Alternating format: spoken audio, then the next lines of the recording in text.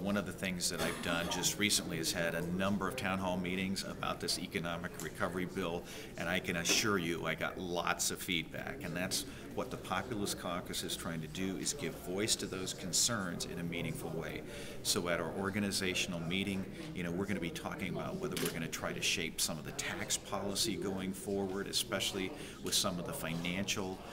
bailout money and how we do that. We're going to be looking at ways of taking some of the tax burden off the middle class. Obviously, health care reform is a huge issue, and as a member of the Energy and Commerce Committee, I'm going to be working very closely on the Health Subcommittee. We're also going to be talking about trade policies, consumer protection issues, the whole range. And what we'll do at our next meeting,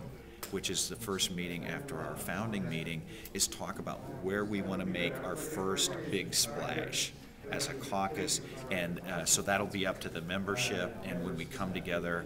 we'll have an opportunity to make that decision.